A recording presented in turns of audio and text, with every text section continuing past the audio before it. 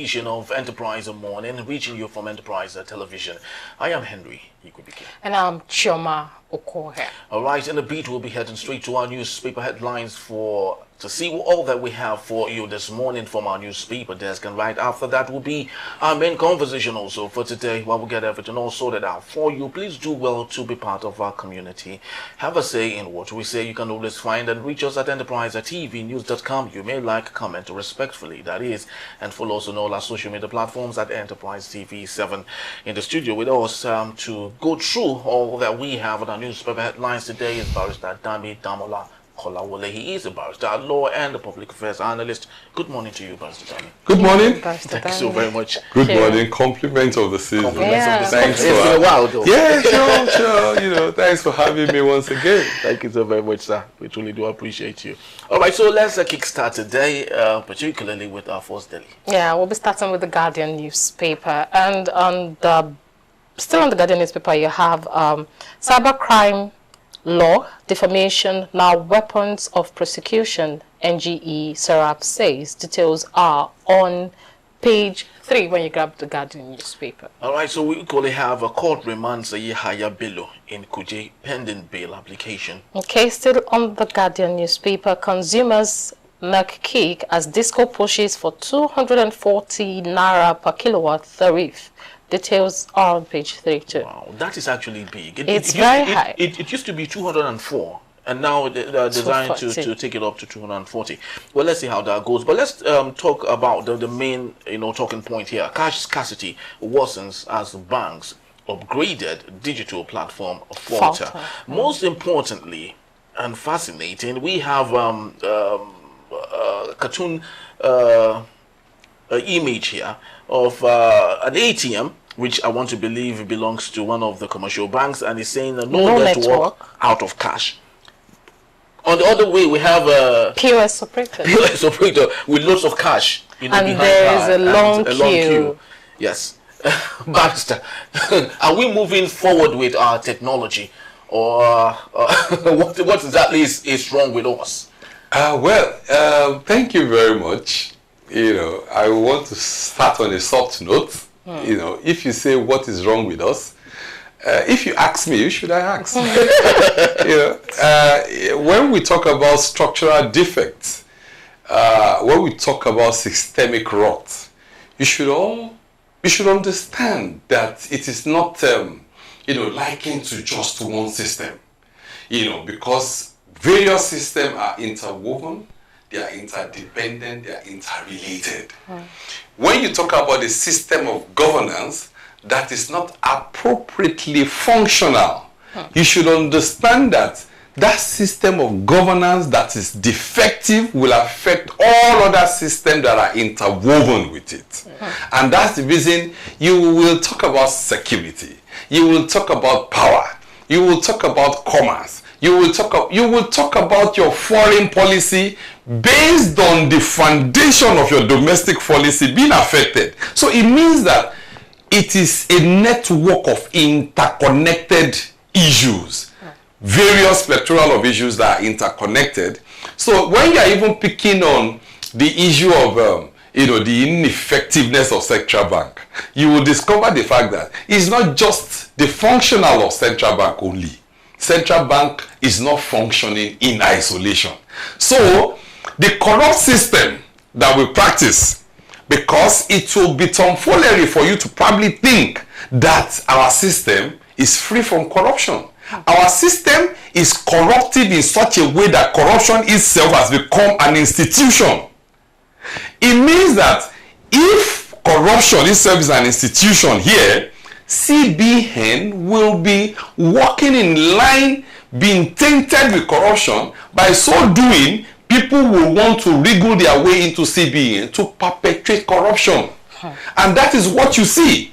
You will discover that one bigwig, one elite, one honorable, one senator is interested in the fact that my wards, my children, my colleagues, my allies, my friends and family find themselves into central bank to do what? to perpetuate the continuity of corruption. Okay, now talking about the continuity of corruption now, are we going to say the way banks are coming out to say they are upgrading their system?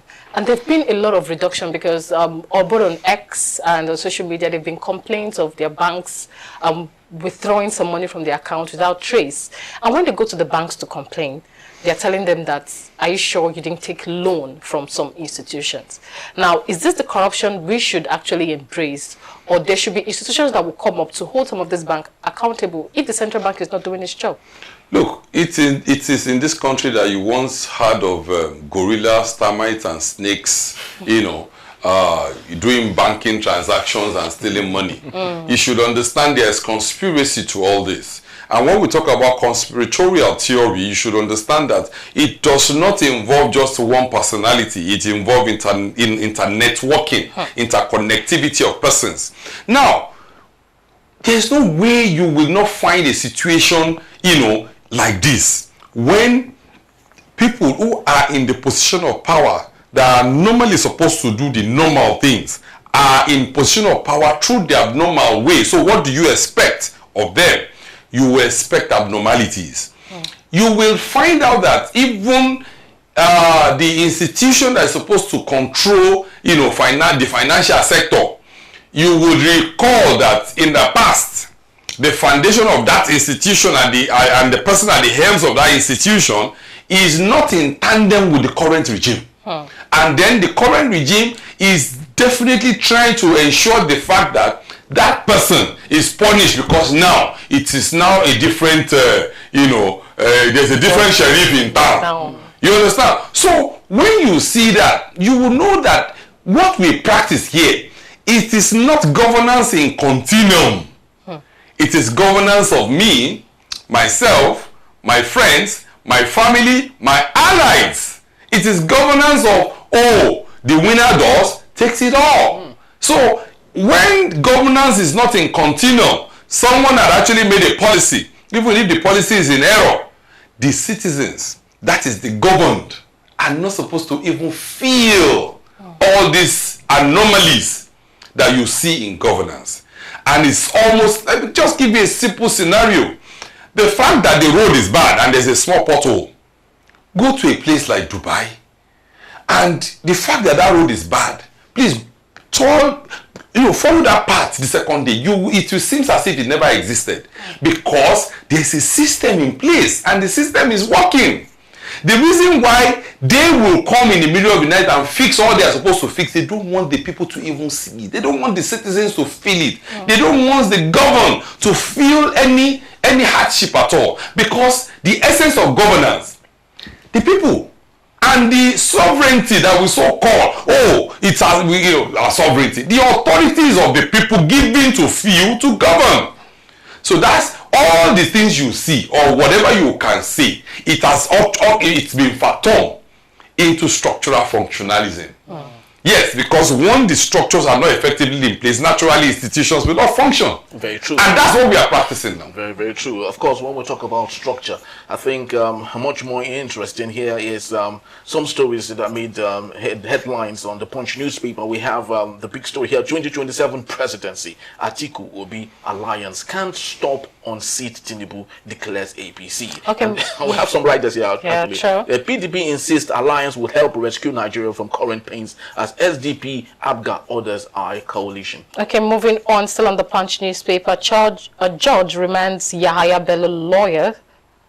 I'll take that again. Judge remands Yahaya Bello. Lawyers planned fresh bail application. Details are on page 7. And also we have Farotimi. Police allege witnesses intimidation, oppose bail application. Moving on, federal government to sanction airlines over delayed ticket refund. Details are on page 27. And also interestingly, coming from Osun State, relocation dispute. The federal government cancels a 64 billion naira Osun airport approval.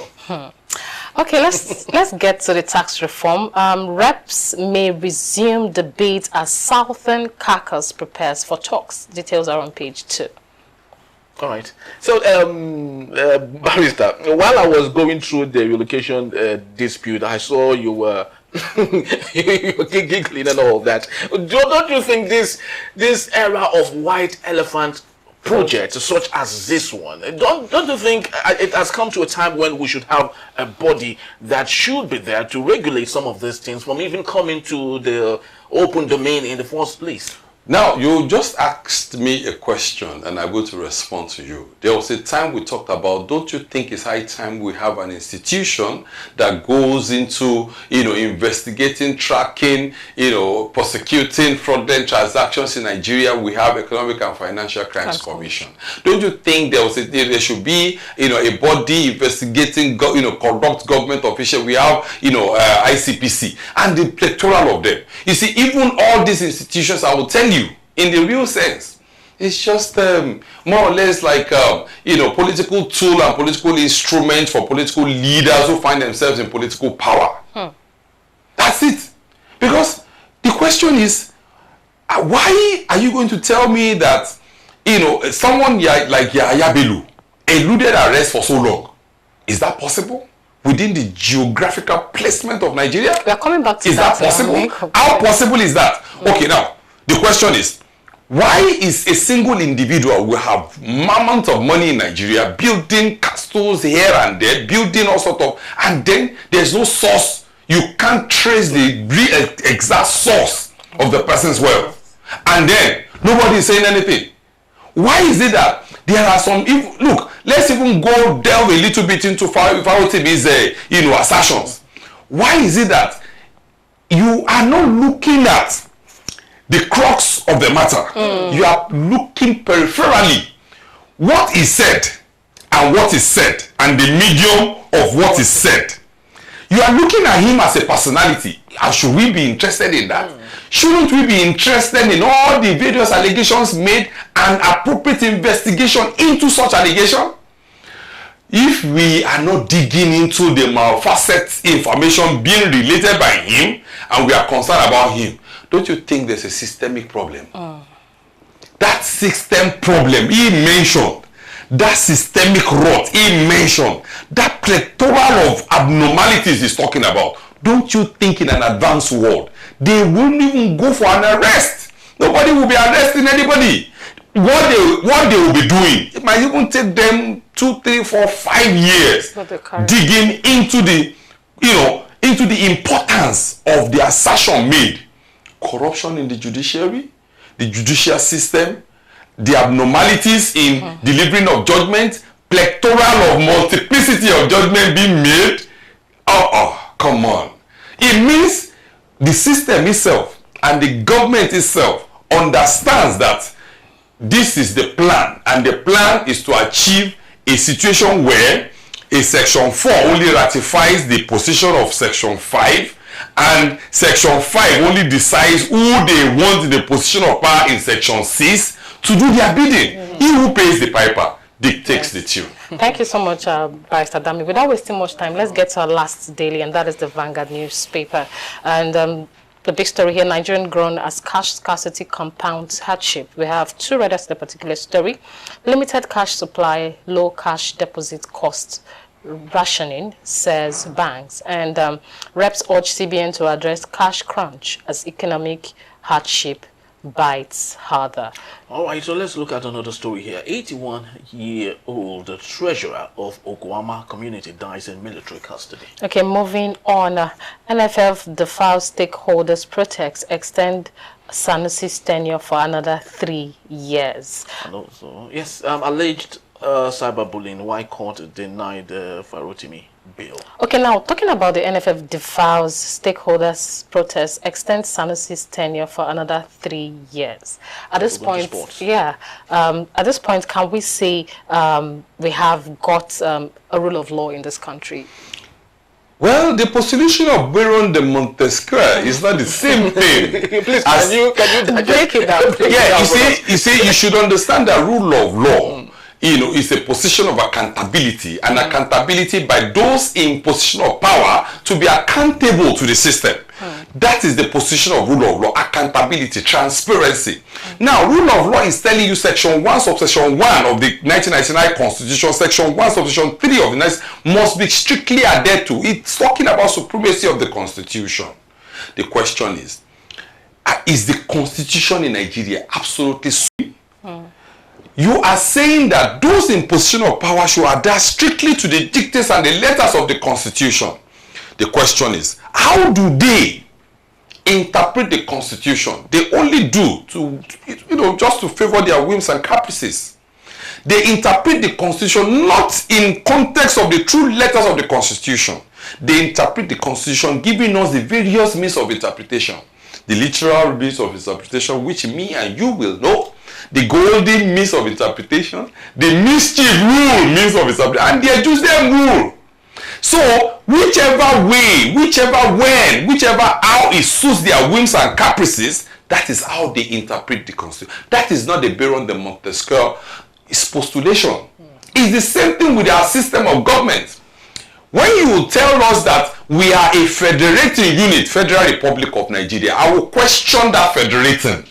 Because why would I question the federating? What is the KC where true federalism? What is it talking about? A weak center and a strong component unit. It means that it's talking about strong component units in the position of regionalization. Let every region develop at their own pace. And then contribute a minute amount to the center for administrative position of oneness. Because you will talk about the fact that Nigeria is, a diverse nation. That we need to come together, our unity in diversity. Unity in diversity when we cannot adequately manage the mistake of 1914, the marriage of convenience, you call the amalgamation. You see, that's the reason why you are having plethora of issues, criminal law, Lagos State Administration of Criminal Justice Act, Penal Code, and various laws, and in the same unity in diversity. You don't have the same laws. You see, if we don't amend the foundation of the Nigerian state, if we don't amend that mistake, if we don't amend our constitutional development from the Clifford Constitution to the Richard Constitution to the Matheson Constitution to the Lighting Constitution into the Ugo Willings Commission, then to the independence, if we don't amend those things, there is no oneness. We will only be actually driving in the direction of a mirage fallacy. Very, very true. Someone would say that the Dele Farotimi and the Afe Babalola is an issue. Is more of a baptism of fire for the judiciary. The funny thing is that, let me tell you, we've been talking about this for a long time. We've been talking. You are talking in context of an undergraduate elementary, interpretation of libel and the issue of defamatory statement. You see, even the defamatory statement as posited, you should understand that there are, for every principle, there are, exceptions to the rules. It is when it is proven. We who are alleged must prove and prove beyond every iota of doubt. If you don't just, gang arrest somebody and make it look like the person had committed a genocide against the whole world. No! You see, a little girl once made a joke quite relevant, and I want to recount. The girl said in China, if the Chinese police wants to arrest somebody, they will take their time to investigate and investigate and investigate. They will take their time till they actually find the person committing the crime. That the American police, they will investigate the person, go after the person for so long, even on 200 years, till they find all the crime the person has committed before the arrest is made. But in Nigeria, they will go after anybody on the street and arrest them, and they will confess that they commit a crime they never knew anything about. Okay, now, Barrister Dami, as we wrap up at this point, the new judge that was appointed, one of them, Kekereekun, she came out to say the way we are being portrayed in the global light, it's not really good. And at this point, what would be your advice to the judges and to your fellow legal practitioners on how best they should handle this? You see, my advice to my Lord Justice of the Supreme Court and the Chief Justice of Nigeria, Justice Kekereekun. My advice to Justice Kekereekun is going to be within the context of a similar fact evidence. I'm going to juxtapose the case of our Senator Ekweremadu with any other case in Nigeria. which is the case in Nigeria that could be likened to the decision made by the British courts in the case of Ekweremadu. One thing you need to understand is when a matter of a bigwig, of one that has the power and the hand of oligarchy in this country, when it comes to the case of such person in Nigeria, that person can never be wrong. But once it comes to the case of that the same material fact of that case in probably a British court, you will discover the fact that the person is out. In fact, you see, all evidence against that person will be done and done with effectively. And you see, in Nigeria, the rich, the mighty, the elite, the governing elite, the not governing elite, the political party bigwigs decides the pattern and the position and the direction by which we take. It is in our judiciary now. It is in the postulation of Harold Laswell. Politics is who gets what, when, and how. You see, it means that once you are in politics now, the judiciary is in your pocket. That is the postulation. That is the position of the Farotimi. Once you are in politics and your political party has win it all, it means the judge, the decision by which the executive take in section 15 to appoint, section 5 rather, to appoint who becomes section 6, subject to the ratification of section 4. That is what happened. The executive decides who becomes the Chief Justice of Nigeria, subject to the confirmation. That's section 5, deciding who becomes section 6, the judiciary. Subject to ratification and confirmation of section 4, that's the legislature. It means that section 6 now heads the judiciary as CGN. Then who is the head of the head of the CGN is the chairman, legal practitioners committee. Is the chairman, legal practitioners privileges committee. Is the chairman, National Judicial Council. Is the chairman. Excuse me, such a person with all the powers arrogated to such a person, please, what do you expect? He who pays the piper takes the tune. So that's the reason why I said, once you are in the political power or you are in the political party of power, once you are in the political power, now, once you are in the political party of power, then it means that you decide the direction of the life of everybody. So very unfortunate. So very unfortunate. But let's see how that goes, though. It's a developing story, becoming more and more interesting. And we'll see how that goes. Thank you so very much, Barrister. Thank you for having me. And just to let you know that he'll be around to take us on our main conversation if possible. Yes. Thank you so much, Harry. When we return, ex-Kogi State Governor Yahaya Bello remanded in Kuje prison until January 2025. We'll be right back shortly. Just stay with us.